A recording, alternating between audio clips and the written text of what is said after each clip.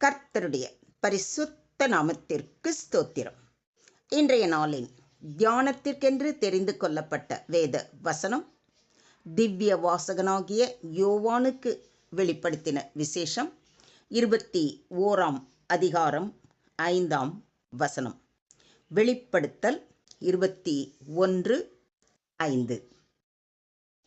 சிங்காசனத்தின் மேல் வீற்றிருந்தவர், இதோ நான் சகலத்தையும் புதிதாக்குகிறேன் என்றார். பின்னும் அவர், இந்த வசனங்கள் சத்தியமும் உண்மையுமானவைகள், இவைகளை எழுது என்றார்.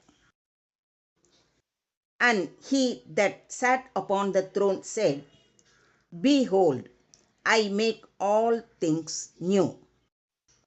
And he said unto me, Write, for these words are true and faithful. அப்பொழுது அரியணையில் வீற்றிருந்தவர், இதோ நான் அனைத்தையும் புதியது ஆக்குகிறேன் என்று கூறினார். மேலும் இவ்வாக்குகள் நம்பத்தக்கவை, உண்மை உள்ளவை என எழுது என்றார். ஆமென். இன்றைய தியான வசனத்தில் சிங்காசனத்தின் மேல் வீற்றிருந்தவர் என்று சொல்லப்பட்டிருப்பதை கவனியுங்கள். சிங்காசனத்தில் வீற்றிருந்தவர் யார்? இங்கு சிங்காசனத்தில் வீற்றிருந்தவர் என்பது தேவனை குறிக்கிறது. அதாவது எல்லாவற்றையும் ஆட்சி செய்பவர். அவருடைய சிங்காசனம் மேலே பரலோகத்தில் உள்ளதோடு அவர் எப்பொழுதும் ராஜாதி ராஜாவாக இருக்கிறார். தேவன் ஜாதிகள் மேல் அரசாளுகிறார். தேவன் தமது பரிசுத்த சிங்காசனத்தின் மேல் வீற்றிருக்கிறார் என்று கூறியிருப்பதை சங்கீதம் 47:8 வாசிக்கிறோம். உசியா ராஜா மரணமடைந்த வருஷத்தில் ஆண்டவர் உயரமும் உன்னதமுமான சிங்காசனத்தின் மேல் வீற்றிருக்க கண்டேன். அவருடைய வஸ்திர தொங்கலால் தேவாலயம் நிறைந்திருந்தது என்று ஏசாயா தீர்க்கதரிசி கூறுவதை ஏசாயா 6 அதிகாரம் 1 வசனத்தில் வாசிக்கிறோம். சிங்காசனத்தின் மேல் வீற்றிருந்த தேவாதி தேவன் சொல்கிறார், இதோ நான் சகலத்தையும் புதிதாக்குகிறேன் என்று. இதன் அர்த்தம் என்ன? இது ஒரு புதிய ஆணையையும் புதிய படைப்பையும் புதிய ஆவிக்குரிய வாழ்க்கையையும் குறிக்கிறது. இதுவே இயேசு கிறிஸ்துவின் 2ஆம் வருகையின் பின் உருவாகும் புதிய சிருஷ்டி. புதியதாக ஆகும் விஷயங்கள் என்ன அப்படின்னு பார்த்தோம்னா, புதிய வானமும் புதிய பூமியும். நான் புதிய வானத்தையும் புதிய பூமியையும் கண்டேன். முந்தின வானமும் முந்தின பூமியும் ஒழிந்து போயின, சமுத்திரமும் இல்லாமல் போயிற்று என்று சொல்லப்பட்டிருப்பதை வெளிப்படுத்தின விசேஷம் 21 அதிகாரம் 1 வசனத்தில் வாசிக்கிறோம். அடுத்தது புதியதாகுது என்ன தெரியுமா? புதிய எருசலேம். யோவானாகிய நான் புதிய எருசலேமாகிய பரிசுத்த நகரத்தை தேவனிடத்தினின்று பரலோகத்தை விட்டு இறங்கி வர கண்டேன். அது தன் புருஷனுக்காக அலங்கரிக்கப்பட்ட மணவாட்டியைப் போல ஆயத்தமாக்கப்பட்டிருந்தது என்று சொல்லப்பட்டிருப்பதை இதே அதிகாரம், அதாவது 21 அதிகாரம் 2 வசனத்தில் வாசிக்கிறோம். மூன்றாவது, பாவம், இரவு, கண்ணீர், மரணம் இல்லாத புதிய நிலை. அவர்களுடைய கண்ணீர் யாவையும் தேவன் துடைப்பார்.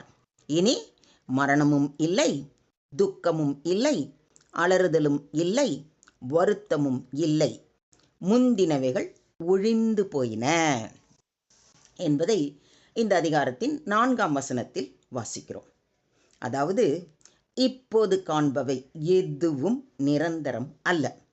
தேவன் அனைத்தையும் புதிதாக்கி நித்திய மகிழ்ச்சிக்கு புதிய உலகத்தை உருவாக்கப் போகிறார்.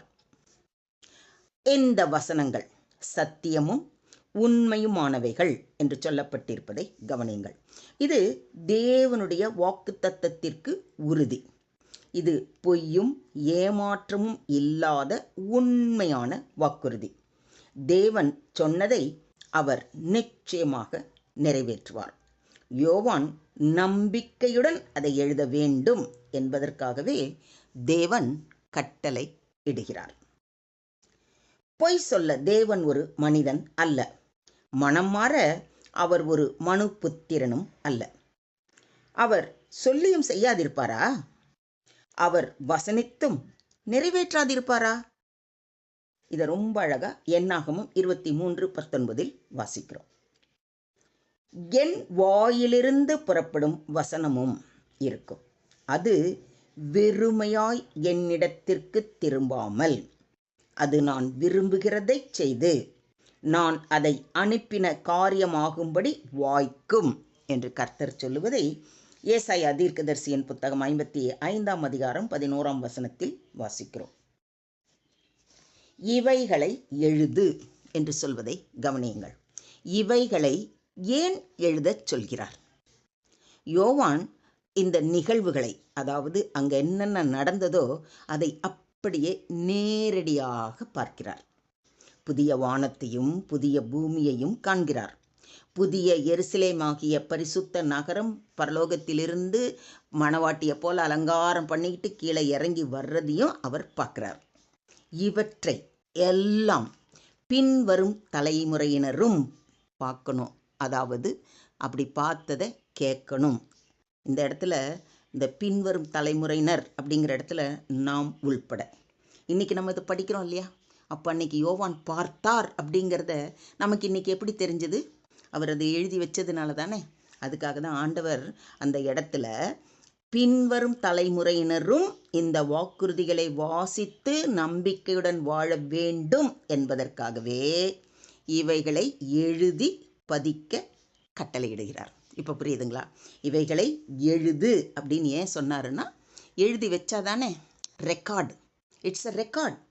மொத்தத்தில் இன்றைய தியான வசனம் மூலம் நாம் கற்றுக்கொள்ளும் பாடம், நம்முடைய தேவாதி தேவன் பரலோகத்தில் சிங்காசனத்தில் அமர்ந்திருந்து அகில உலகையும் ஆட்சி செய்கிறார்.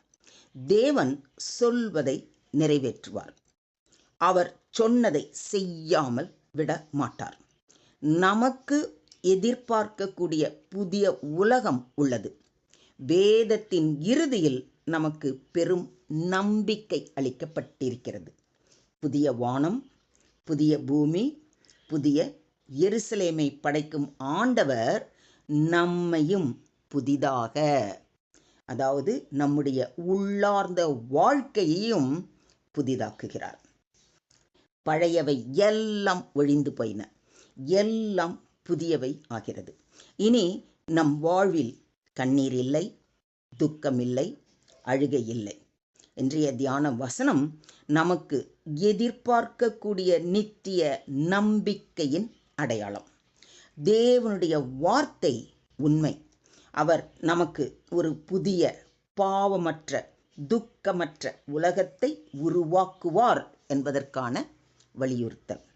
சுருக்கமாக சொல்வதானால், இது தேவனின் புதிய படைப்பு, காட்ஸ் நியூ கிரியேஷன். இங்கு தேவன் பழையவைகளை விட்டு புதிய ஆசீர்வாதங்களை, புதிய வழிகளை, புதிய வாழ்க்கை முறைகளை கொடுப்பதை குறிப்பிடுகிறார். ஆவிக்குரிய மாற்றம், பாவ வாழ்க்கையின் முடிவு, புதிய புனித வாழ்க்கையின் ஆரம்பம் இது. தேவன் சொன்னதை நிச்சயமாக நிறைவேற்றுவார். யோவான் எழுத வேண்டும் என்று சொன்னதற்கு காரணமே இதுதான். தேவனுடைய சிங்காசனம் அதிகாரத்தின் அடையாளம். எனவே தேவன் அனைத்து சூழ்நிலைகளையும் கட்டுப்படுத்துகிறவர் என்ற பரிபூர்ண விசுவாசத்துடன் பாவமற்ற புது வாழ்க்கை வாழ, நமக்கு உள் மாற்றம் ஏற்பட அவர் பாதம் பணிவோம். நித்திய வாழ்க்கையில் நம்பிக்கை கொள்வோம். தேவனுடைய வாக்குறுதிகள் உண்மையானவை. எழுதி வைக்கப்பட்ட நம்பிக்கையின் வார்த்தைகள் நம் நம்பிக்கைக்கு ஆதாரம்.